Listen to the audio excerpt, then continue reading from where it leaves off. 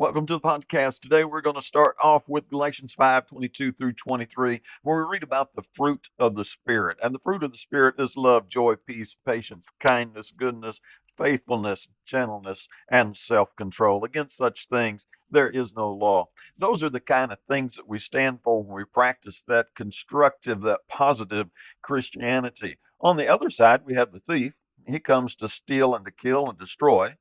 But Christ said he came that we might have life and have it more abundant. That was John 10:10.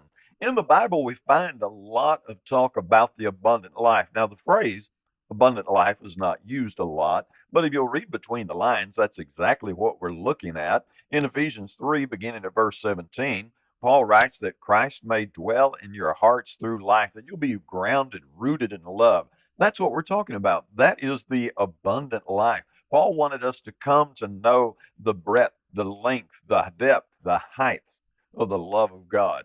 Folks, that's just anything but just Paul talking about, well, the abundant life. In Philippians 4, verse 6 and 7, he would talk about us knowing the peace that passes understanding.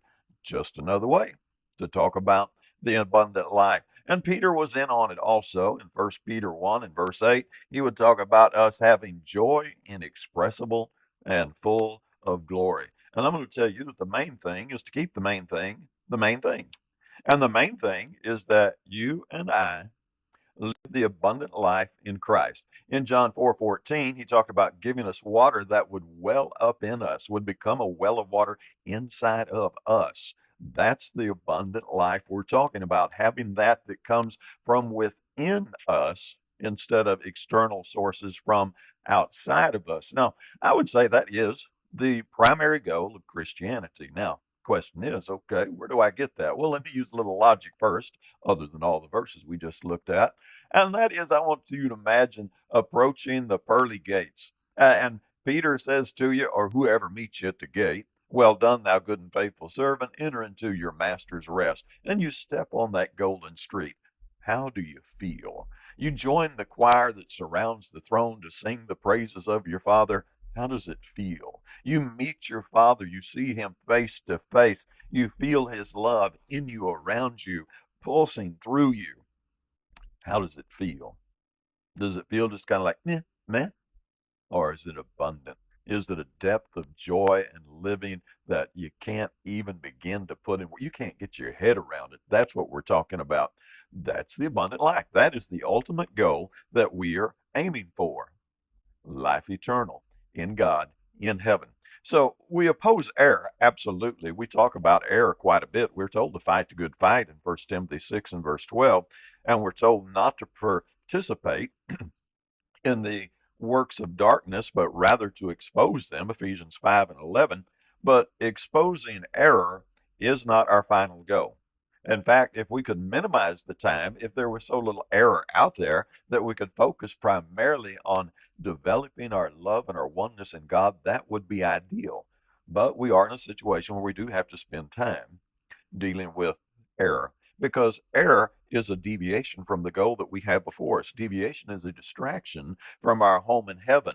The error is going to cheat people out of their eternal blessings.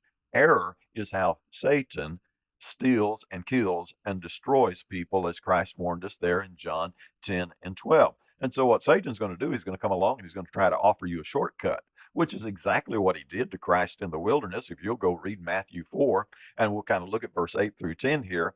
Satan said to Christ, if you'll bow down and worship me, I will give you all of these kingdoms, all of this power, all of this wealth. And all Christ had to do was simply bow down. What Satan offered Jesus was a throne and power without suffering, without any more difficulties. He wasn't going to have to go through the pathway of Calvary if he took Satan's path. But Jesus denied Satan and went ahead and went through the very difficult path of Calvary. Now, the question would be, well, wait a minute now. He's going to get all of these things in the end after Calvary. We'd read that over in Philippians chapter 2. So why not take the shortcut and get them now and just skip Calvary? But Jesus didn't do that. He chose to persist through Calvary. And we have to ask, well, why did he do that? And the answer is really pretty obvious. You cannot have a true victory with a shortcut. You can't fake victory. Cheating is going to always be tainted. Breaking the rules is always going to leave the heart empty. Now, other people may give you accolades and they may praise you as though you're the winner, but every time you lay your head down to go to sleep at night, you're going to know you're a fake and your heart is going to be empty. And the fake victory is always going to be hollow. That is how Satan steals, kills, and destroys. He claims he's offering you a helping hand. He pretends to be a friend to have a shortcut, but he knows. He secretly knows he's feeding you poison and is going to ruin the rest of your life. So, what Christ did was he did exactly what he taught us. He entered through the narrow gate. Remember, straight and narrow is the way, few there be who find it, Matthew 7:13 and 14. Jesus offers us true, abundant life, but the only way to get it is to actually do it, to actually put in the work. God's not being a bully. God's not trying to be mean. There's just no other way to get it, to achieve it, to accomplish it, to embrace it. It takes this absolute selfless sacrificing, walking in the footsteps of Jesus. That's the only way it can be done. So let me give you a couple of life examples, and I think this will help. But if you were going to climb to the top of Mount Everest, there's only one way to climb to the top of Mount Everest. Now, if I could get a helicopter pilot to take you up there, drop you off, take a photo shoot, and then fly you back down, we could make it look like you climbed to the mountaintop Everest. We could lie about it and tell people you did it, but the reality is you didn't do it. And even though Facebook and all the social media may praise you as one of those few people that actually climbed all the way to the peak, you would know you didn't, and it'd be a hollow, shallow victory. We can do the same in educational degrees. You can earn your doctorate, and you can really be a person who put in the time, the work, the effort, and you know you earned that degree. And when you look at that diploma, you can really be proud of your sheepskin. Or you can go to a diploma mill, buy it, and know you're a fake. Now you may fake other people out too, but you always know you're a fake. There's only one way to have the real deal. And of course, my favorite manly example is if you want to be a Navy SEAL, there is only one way to be a Navy SEAL, and that is to go through the training, endure the training, and graduate the training. That's a very, very rare breed. And the reason it is rare is because there's only one way to do it. Now, I suppose a person could go on the dark web and get forged documents and lie about it and say, look at me, hey, I'm a Navy SEAL, but he would always know he wasn't. There's only one way to have the confidence and the joy of actually being a Navy SEAL, and that is to put in the training. And likewise, there's only one straight and narrow road. There is no shortcut, and anybody that offers you a shortcut is a liar. They're trying to steal your joy, they're trying to kill your joy, and they're trying to destroy you forever. So we'd have this absolute necessity of getting out there and exposing error because it is vital for our own personal success. We can't get to heaven by following the wrong road. You can't get to heaven by following the broad road. You can't get to heaven by following error. If the blind lead the blind, Christ said in Matthew 15:14, if the blind lead the blind, they both fall into a ditch. So there's no way to get to heaven practicing error and doing everything wrong. So it is important that we expose error to protect us. But error comes in, man, a bazillion different shapes and sizes. There are immoral practices, there are doctrinal errors, there are the errors of pride and lukewarmness and compromise. There's the error of coddling the flesh instead of crucifying the flesh, like Paul talked about in Galatians 5:17 and 5:24. There are those secret errors of the heart. Paul said in 2 Corinthians 10:5 that we bring every thought into captivity to the obedience of Christ. But some people don't.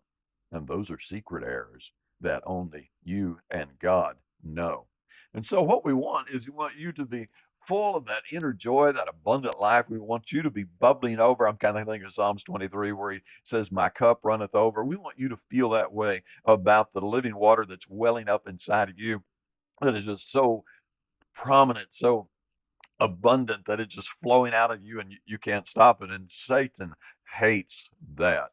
because when you achieve that level of spirituality, you just naturally become a light that shines and you are a blessing. There's just no way not to be a blessing when your light is shining so bright and that living water is just flowing out of you. Satan just like you're his worst nightmare because he knows there's like nothing he can do to stop you. But the flesh, oh man, it steps in, doesn't it? And the flesh rationalizes. The flesh starts making excuses. The flesh is like a high priced lawyer inside your head that knows just what to say and just exactly how to sway the jury. And the flesh is always arguing for weakness. The flesh is arguing for compromise. The flesh is arguing for the broad road that leads to eternal destruction. The flesh does not argue for the straight and narrow way. And so the question is, okay, I want to have this abundant life. I want to have this thing that's just welling up inside me and overflowing. So how do I compete with the flesh? I think the answer may be a little too simplistic, but let me give it to you. And that is don't play the game with the flesh.